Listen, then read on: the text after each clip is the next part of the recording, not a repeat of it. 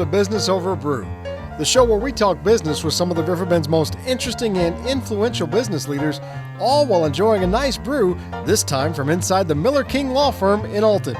In this episode, we'll talk to Rick and Tammy Owens, owners of ReMax Alliance in Godfrey. They'll tell us how they got their start together in the casino business, transitioned to real estate, and what it was like having Blue Star Colton Pareko live with them for a while. So let's get to it. It's the Business Over a Brew podcast, sponsored by Roberts Motors. Before we get to this week's episode of Business Over a Brew, I want to talk a little bit about our sponsors of the program, Roberts Motors. It's been a difficult time for all of us, and especially for local businesses. You may not be thinking about buying a car right now. You might not be in a position to buy a car. Roberts Motors certainly understands that. But if you are, it is a great time to buy. They've got 0% financing for up to 84 months on 2019 vehicles, certain 2019 vehicles. No payments for 90 days, and they're just a great local business. They really believe in relationships. You want to buy a car from somebody that you trust, you can certainly trust Roberts Motors. They've done so much for our community in the Riverbend here since 1949. John Roberts, Sam Roberts, great family, great business to do business with. Maybe you're not looking for purchasing a vehicle, but you need service. Their service department is up and running. They are fully operational from a service standpoint. So check out robertsmotors.com for more information. And if you're looking for a vehicle, give them a call, 466-7220.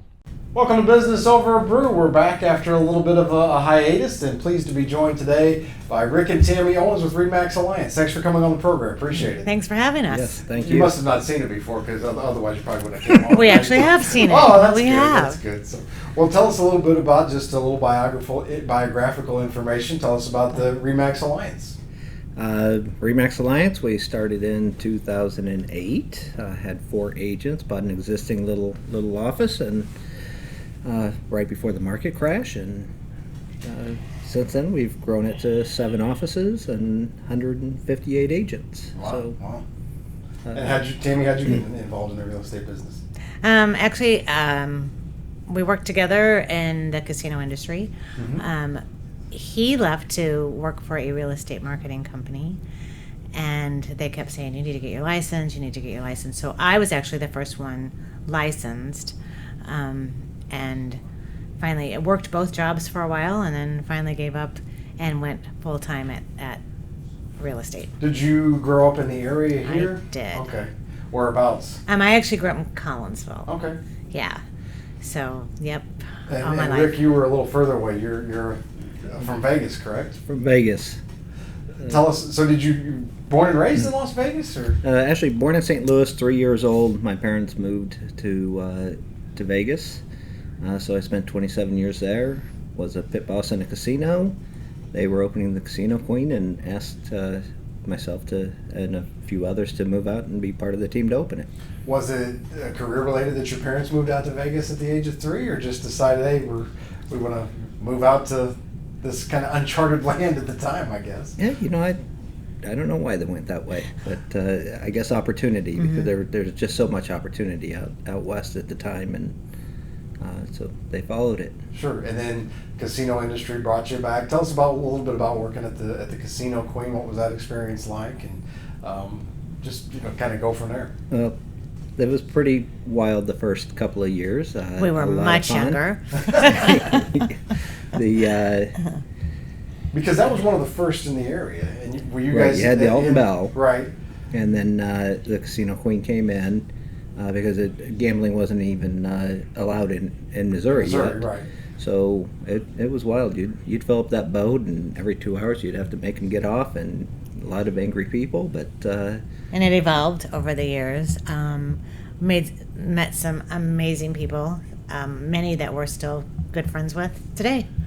So I personally liked the cruising part of the casinos. I thought that was cool. I'm not a huge gambler, so like an exciting evening for my wife and I would be go out and take a little 2-hour cruise on the boat and have some cheap beer. Yeah. But obviously that changed a little bit, and now they don't have to cruise. You don't have to throw everybody off every 2 hours. And they're not actually even boats. You're right. Yeah, exactly. So then you went into real estate marketing. You got into real estate. What appealed to you about that particular industry?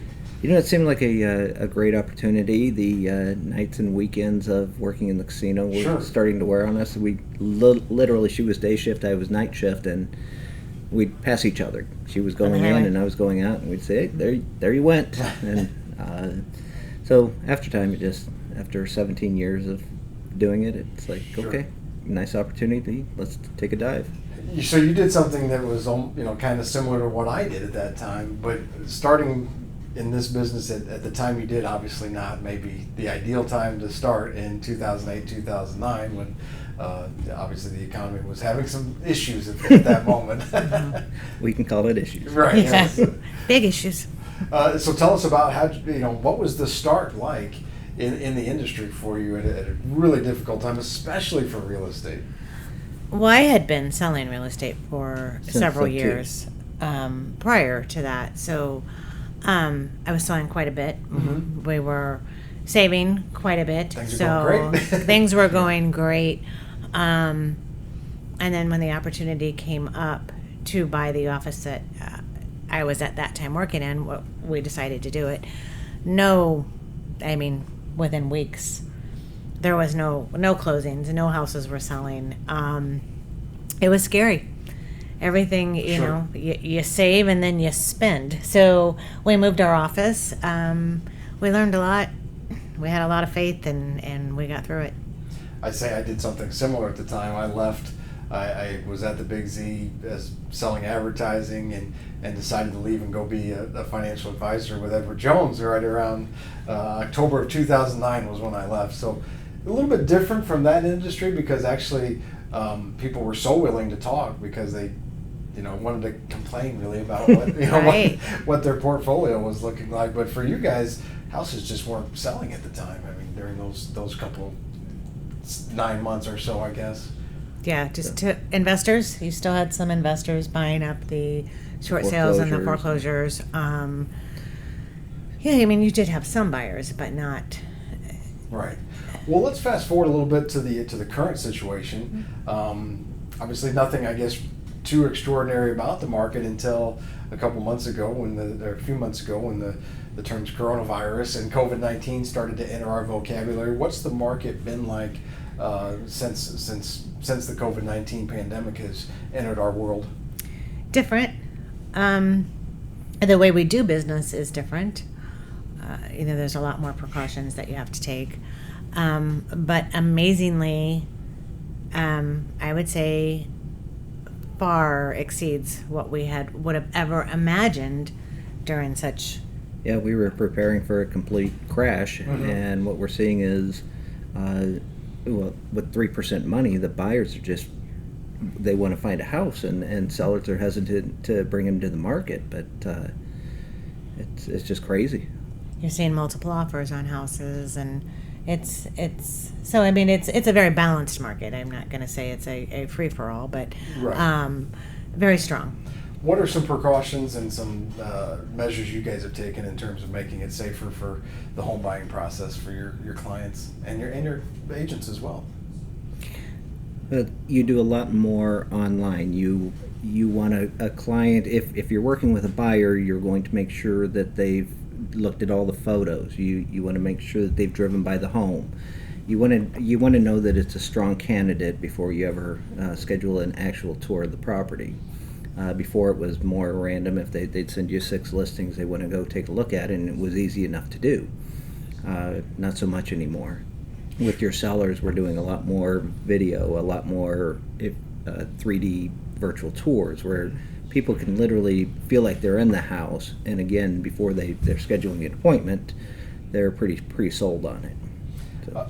Obviously, as being in the real estate industry, you're sort of free agents to pick and choose wherever you want to go in terms of companies. What appealed to you about ReMax? Why was that opportunity appealing to you?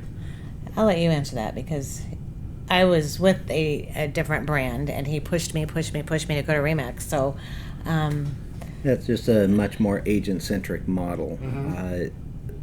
The fee structure and everything, it gives the agents more leverage to run their own business because they are independent contractors. They hang their license with us, and they could choose 30 different agencies in the area. We just want to give them the freedom as long as they they follow the law and treat clients well, and charge fair fees, they're coming. Not taking COVID-19 into account, what's the biggest challenge about owning ReMax Alliance? The biggest challenge. You get to take those calls. I'll let you take. Well, I mean, She's you the always, nice one. She does the. You always have issues that a lot of people don't foresee coming in when you're either a seller or a buyer. Things come up, and so I think the biggest part of our job is problem solving. It's not, a lot of people see you as putting a sign in the yard and then it magically just sells. There's so much more to it. So it's those problems that arise that's the phone calls that I'm getting at 7 o'clock in the morning or 10 o'clock at night. So being a good problem solver is what makes you or breaks you in this business. Well, it's interesting too. I think it's just you're dealing with people that are, you deal with the transactions every day, but for most people, buying or selling a home is maybe a 3 to 5 times in a lifetime that you would do that. So it's a high stress situation. I went through it a few years ago, and you're thinking, why am I so stressed about everything right now? It's like, because I'm making this huge purchase and trying to sell this other thing that I've already made a huge purchase. So I think that's difficult, just being kind of a shoulder to cry on, I guess. Yeah, you kind of become a counselor for your client, and it's our job to take as much of that stress off of the buyer or seller that we can. It's a very emotional period of time for them. It is, right? There is a lot of uncertainty. You're dealing with inspections. You're dealing with appraisals. You're dealing with financing. You're right. And anywhere along the path, it can tumble, and it's our job to keep it together. You have emotions of you raised your kids in a home, or you were raised in a home and now you're selling your parents' home, and it's all very emotional. Yeah, I've been through that too, where it's just there's that nostalgia of the home you grow up in. Maybe you're trying to sell. Right. It is. You're right. There's just an emotion to it that you have to deal with. That sometimes people aren't as rational as they would be under normal circumstances. Maybe, I guess. Yeah. Is a So fair way to put it. that's a big part of the realtor's role is to be there and to understand that and to kind of get the buyer or seller through that. Sure. Our host here, Patrick King, told me to be sure to ask you guys about hosting some St. Louis Blues and some interactions with Blues hockey players in the past. So I have to get that question in. Okay. You going or am I going? You're going. Okay. So a good friend of ours has a son that was drafted by the St. Louis Blues. And they had camp one summer.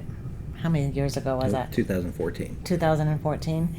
And he had to come out for camp, but they wanted him to be here a couple weeks early. So our friend called and said, hey, they haven't opened the hotel yet for the guys that are coming to camp. Could Zach stay with you for a couple of weeks? Sure. We love the kid. Well, so our daughter got married in Iowa like the next weekend, and he went with us. And on the way back, he says, oh, by the way, one of my buddies, you'll really like him. He's a really cool dude. He's going to come stay. We kind of like the idea of being at a house where we have the grill and everything else better than staying in a hotel. We're like, okay, all right. And I think that summer we had 5. By the time it was all said and done.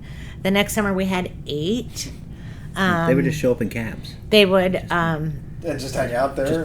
Were they staying there? Oh, they were living. Yeah, they lived with us. We had air beds everywhere. We had. We went out and we bought those great big tall air mattresses and sheets and made little makeshift nightstands for them and had them in every bedroom of our house. I mean, we had boys everywhere, and one of them continued to live with us for. Yeah, he gets most of the players. They just got sent back to the minors, and it wouldn't even get a chance to say goodbye to some of them. No, Right. And it'd be literally text. I have to be in Chicago in 3 hours, or Bye. I'm packed up and on my way to Chicago. Right. But a couple of the players that year got to stay with the Blues. One went out and got his own place, but the other one, Colton Parayko, he was still going to college. He was taking his classes online at night, and Just stayed there. just stayed. Awesome. Well, I think you guys should get Stanley Cup rings. I think so. I actually have a I picture did. of We did this. get to try it on. Well, as long as you get a picture, you probably wouldn't actually wear it anyway. It's Yeah, okay. It's not really it kind of practical. overtook my hand, but yeah, I mean, he's still a great friend of ours. We sold him a house, Awesome. and it It's all just about relationships. Huh? it is all about relationships, and he's I kid, I say he's my third son, because we did. Yeah, We year and a saw half him of living with him. we've met his parents and we've become friends with them, and he's an amazing young man. Amazing. Very neat, very neat. Well, I want to just wrap up with this. Most of the business owners we have on the show love to talk about things they're doing in the community from a community involvement standpoint. What are some community involvement projects that you guys are proud of that you've been able to do over the last several years? So we have a committee within our office. It's called the Community Care Team. And any of the agents that want to be part of that donate part of each commission check to this fund, which goes into a separate account. And then, you get just tons and tons of solicitations for, support, because so many organizations need support. But instead of Rick and I making all those decisions, we let the community care team vote on who's going to get our support. And then we had gone to an event over in St. Louis, and we started an event called Night of Rock Stars. So we'd take 12 special needs children. We've had some with Down syndrome, some with cancer. I mean, just everything you can imagine. We started a hotel, and the girls all get all dolled up. We buy them a fancy dress. The hairdressers come and do their hair, their makeup. The little boys all get a tux. The fire department comes, and they in the police cars, and they get to climb in those and get to see those. Then they all get on a limo, and they drive them around, police escorted. Then they come to the convention center in Collinsville, and they walk the red carpet. And the red carpet is lined with adoring fans, and each has a program, and the children get to autograph them. And then there's a dinner served. One of our agents has an amazing band called Frankie Says Relax. Sorry, I didn't want to get that. So Frankie Says Relax, they get up on the stage. Each child picks their own song, and they perform with the band. That is so cool. Everybody should get that treatment once in a while. Absolutely. Yeah. It's their night to be a rock star. And last year we raised $75,000 for Children's Miracle Second Network year. and Shriners last year. We were hoping, we're just not sure, we may have to cancel this year because of COVID, but our next recipient is the William Bedell Center here in this the area. Riverbend area. So. Right. Yeah. I mean, if you're wondering why it's so important to support local business, that story right there and what you guys do for the community is exactly the reason why it's so important to support local businesses. Because without business owners like you, those types of things just wouldn't happen. So thanks for doing that. That's really a cool idea, and it's probably got to be one of the highlights for you guys of the year, I would imagine as well. It is. Definitely, it has become my passion. If you get a chance, And- go to nightofrockstars.com, and the last 2 years of videos.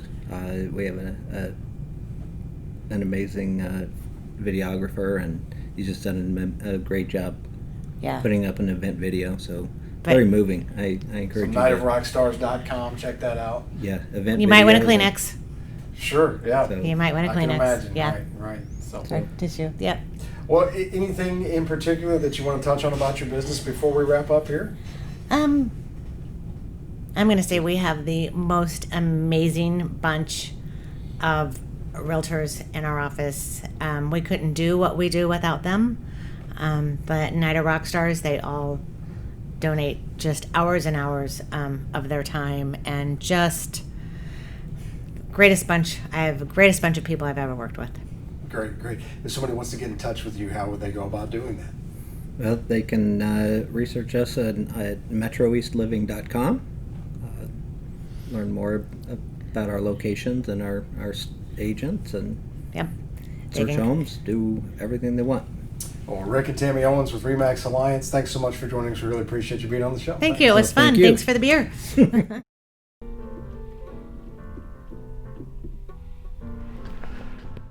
Big Z General Manager Nick Darr here. Very special edition of Business Over Brew. We're pleased to be filming this one from the Miller King Law Firm. What a cool spot this is. You're going to see some great shots.